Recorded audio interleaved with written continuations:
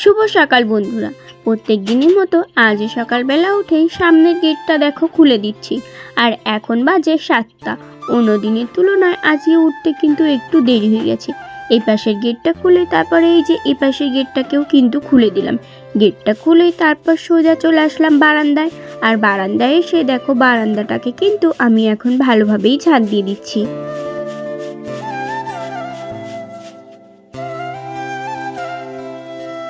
আর প্রত্যেক দিনেরই তো কাজ সকালবেলা উঠে ঘর বারান্দা ঝাড় দেওয়া, তাই আমিও সকালবেলা উঠে ঘর বারান্দা ভালোভাবে কিন্তু ঝাড় দিয়ে দিচ্ছি।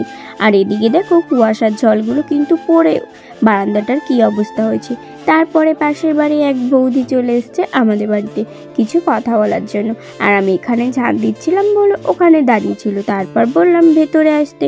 ভেতরে এসে দেখো আমি ঝাড় দিচ্ছি আর আমার সাথে কিন্তু গল্প করছিল।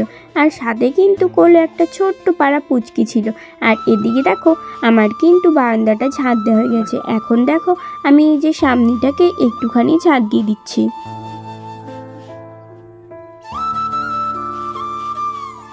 Welcome back to my channel Priyanka simple house wife. তোমরা সবাই কেমন আছো? আশা করছি খুব ভালো আছো। তোমাদের ভালোবাসা আমিও খুব ভালো আছি। আর কালকের মতো আজকেও চলে এসেছি দেখো রাস্তায় একটু হাঁটতে। আর কালকে তো প্রচণ্ড পরিমাণেই কুয়াশা ছিল, রোদ্দুর তো উঠছিল না। আর আজকে দেখো সূর্য মামা কিন্তু দেখা দিয়েছে, তার মধ্যে আবার কুয়াশাও রয়েছে। চলো এখন আর বেশি বকবক করবো না, বাড়িতে যেয়ে আগে বাসি কাজগুলো সেরে নিই, তারপর তোমাদের সাথে আবার পরে দেখা হচ্ছে। ঘর বারান্দা আর ওই যে সামনেটা ঝাড় দিয়ে সোজা চলে গেছিলাম রাস্তায় একটু হাঁটতে। তারপরে এসেই দেখো আমি কিন্তু উঠানটাকে ভালোভাবেই ঝাড় দিয়ে নিচ্ছি। আর কালকে তো প্রচণ্ড কুয়াশা পড়েছিল বললাম, আর আজকে দেখো কুয়াশাও আছে আর কিন্তু রোদ্দুরও একটু একটু বেরিয়েছে। আর এদিকে দেখো আমি কিন্তু উঠানটাকে ভালোভাবেই ঝাড় দিয়ে দিচ্ছি। আর যেসব গাছগুলো লাগানো ছিল না, গাছগুলো অনেক বড় হয়ে গেছে। ঝাড় দিয়ে তারপর সোজা চলে আসলাম দেখো ঘরে। আর ঘরে এসে আমি কিন্তু বাসি বিছানাটাকে এখন তুলে নিচ্ছি।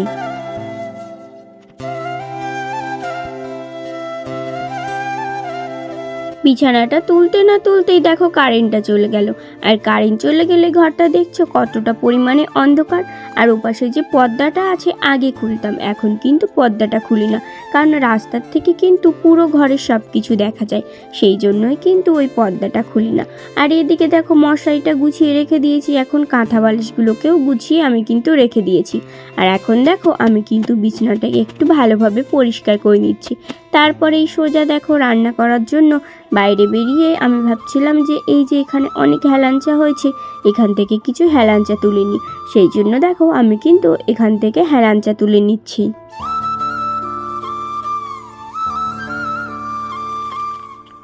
ওপাশে কিন্তু হাত পাচ্ছিলাম না, সেই জন্য এই পাশে চলে আসলাম হেলাঞ্চা তোলার জন্য। আর এখানে যেন হেলাঞ্চা গাছগুলো কিন্তু লক লক করছিল, আর আমি হাত পাচ্ছিলাম না বলে লাঠি দিয়ে কিন্তু টেনে টেনে নিচ্ছিলাম। আর এখানে এই গাছগুলো একটা ফেলে দিয়েছিলাম, আর তার থেকে দেখো কত গাছ হয়েছে কিন্তু। আর এগুলো কিন্তু খেতে খুব ভালো।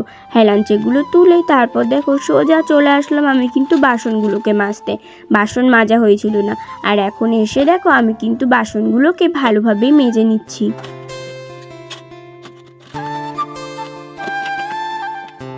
বাসন মাজছি ঠিক কথা, কিন্তু অন্য দিনের থেকে আজকে দেখো থালা বাসনগুলো কিন্তু কম আছে। কারণ কি বলতো, ওই যে হাঁড়ি কড়াই থাকে, হাঁড়ি কড়াইটা আমি আগে মেজে রেখে দিয়েছিলাম, মানে আগের দিন মেজে রেখে দিয়েছি। আর এখন দেখো থালা বাসনগুলো মেজে আমি কিন্তু কলের তলায় রেখে দিচ্ছি। আর এদিকে ডেস্কিটা ছিল, ডেস্কিটাকেও কিন্তু ভালোভাবে মেজে নিয়েছি। আর এখন থালা বাসনগুলো ধুয়ে ধুয়ে আমি দেখো এইখানটা কিন্তু রেখে দিচ্ছি। চলো আমি ততক্ষণ থালা বাসনগুলো ধুয়ে নিই, তারপর তোমাদের সাথে পরে কথা বলছি।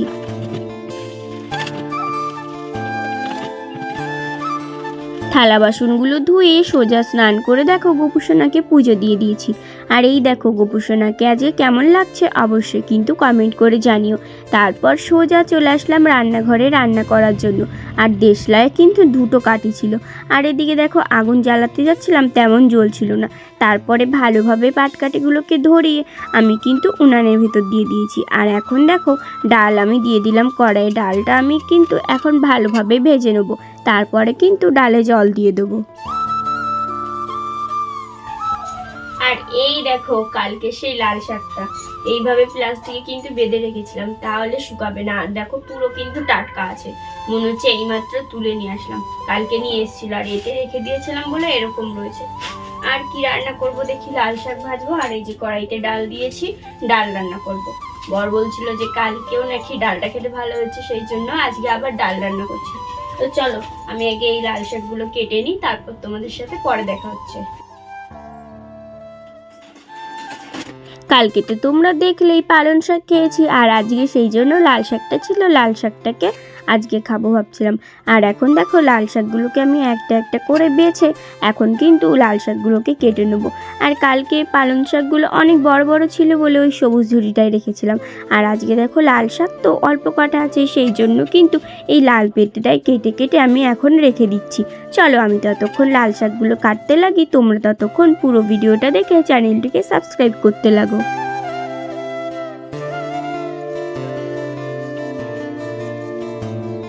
লাল শাকগুলো নিয়ে এসেছিলো ঠিক কথায়, কিন্তু অনেক বড় বড় লাল শাকগুলো ছিল জানো তো। বরকে আমি বলছিলাম সেইগুলো লাল শাক না অন্য কিছু, বলছে যাই হোক তুমি রান্না করো। আর এই লাল শাকটা দেখলে কত বড় ডাঁটার মতো লাগছিল। আর ওদিকে কিন্তু ডালটা আমি ভালোভাবেই ভেজে নিচ্ছিলাম, একবার করে উনানে জাল দিচ্ছি, এদিকে কিন্তু আবার লাল শাক কাটছি, আর ওদিকে কিন্তু ডালটা আবার ঘুটে দিচ্ছিলাম। আর ডালে দেখো জলও দিয়েছি, তারপর কিন্তু লঙ্কাগুলো দিয়ে দিলাম। এখন ডালটা ভালো করে সেদ্ধ হয়ে গেলে তারপর কিন্তু ডালটাকে রান্না করে নেব।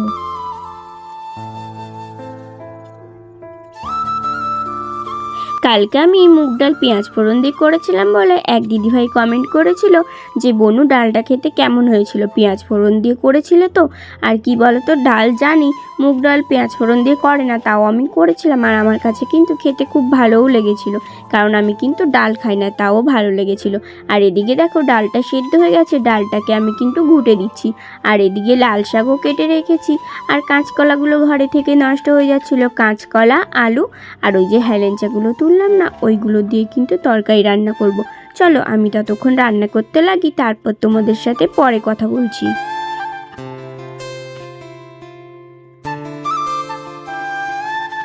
ডালটা ভালোভাবে সেদ্ধ হলে এই ডালে দেখো হলুদ আর লবণ দিয়ে দিয়েছি। হলুদ লবণ দিয়ে ডালটাকে কিন্তু আমি ভালোভাবেই ঘুটে নিচ্ছি। আর এদিকে দেখো অল্প অল্প করে কিন্তু পাটকাঠি দিচ্ছি, আর ওদিকে কিন্তু ডালটা ভালোভাবেই ঘুটে নিচ্ছি। তারপর কিন্তু আর একটুখানি জল দিয়ে দিলাম, ডালের ভেতরে তো সেদ্ধ করার জন্য জল দিয়েছিলাম। তারপরে জল দিয়ে একটুখানি ফুটিয়ে দেখো আমি কিন্তু ডালটাকে নামিয়ে নিচ্ছি। আর ডালটাকে নামিয়ে এখন আমি ডালে কিন্তু ফোড়ন দিয়ে দেবো, সেই জন্য আবার দেখো আমি কিন্তু কড়াইয়ে এখন তেল দিয়ে দেবো।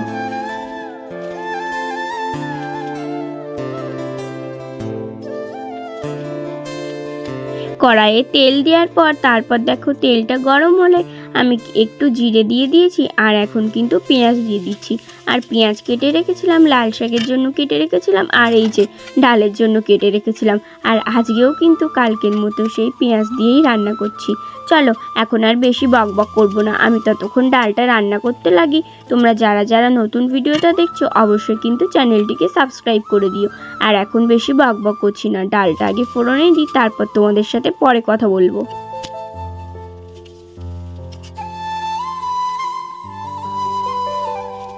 চলো বন্ধুরা, তোমাদের সাথে তো অনেকক্ষণ বকবক করলাম, এখন তোমাদের সুন্দর সুন্দর কমেন্টের রিপ্লাইগুলো দিয়ে নিই। একটা দিদিভাই কমেন্ট করেছে, দিদিভাইয়ের নাম হচ্ছে সুস্মিতা মাইতি। দিদিভাই বলেছে খুব ভালো দিদিভাই, তোমাকে অনেক অনেক ধন্যবাদ। আর একজন দিদিভাই কমেন্ট করেছে, দিদিভাইয়ের নাম হচ্ছে শর্মিষ্ঠার ছোট্ট পৃথিবী, তোমার ভিডিও আমার ভীষণ ভালো লাগে। এই যে দিদিভাই তোমার নামটা নিয়ে নিলাম, তোমাকে অনেক অনেক ধন্যবাদ আমার পাশে থাকার জন্য। আর একজন দিদিভাই কমেন্ট করেছে মামনি বর্বন, লাভ ইউ দিদিভাই, তোমাকেও লাভ ইউ দিদিভাই, অনেক অনেক ভালোবাসা নিও। আর একজন দিদিভাই কমেন্ট করেছে, দিদিভাইয়ের নাম হচ্ছে মৌমিতা, প্রিয়াঙ্কা তুমি কেমন আছো? আমি অনেক ভালো আছি দিদিভাই, তুমি কেমন আছো বলো।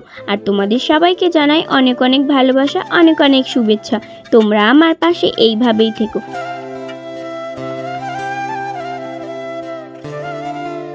তোমাদের সুন্দর সুন্দর কমেন্টে রিপ্লাই দিতে দিতে আমার দেখো ওদিকে কিন্তু ডালটাও রান্না হয়ে গেছে, আর এদিকে কিন্তু শুক্তোটাও রান্না করা হয়ে গেছে।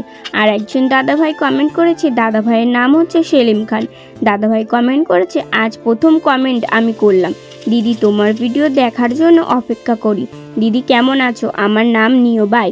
আমি খুব ভালো আছি, তুমি কেমন আছো? আর তোমাকে অনেক অনেক ধন্যবাদ আমার ভিডিও দেখার জন্য। আজকে আর কারোর নামগুলো নিচ্ছি না, আজকে এই পর্যন্তই, আবার অন্য কোনো দিন নাম নেবো। আর এদিকে দেখো আমার কিন্তু শাকটা রান্না করার জন্য আমি কড়াইতে দিয়ে দিয়েছিলাম পেঁয়াজ, রসুন আর লঙ্কা, এগুলোকে ভালোভাবে ভেজে তারপর দেখো শাকটা কিন্তু আমি এখন দিয়ে দিচ্ছি। আর শাকটা আমি দেখো এখন ভালোভাবে কিন্তু রান্না করে নেবো।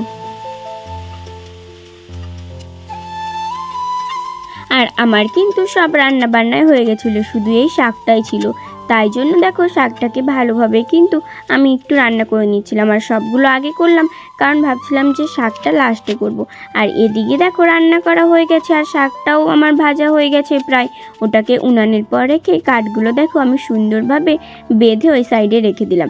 আর এখন দেখো শাকটাকে কিন্তু আমি বাটিতে নামিয়ে নিচ্ছি।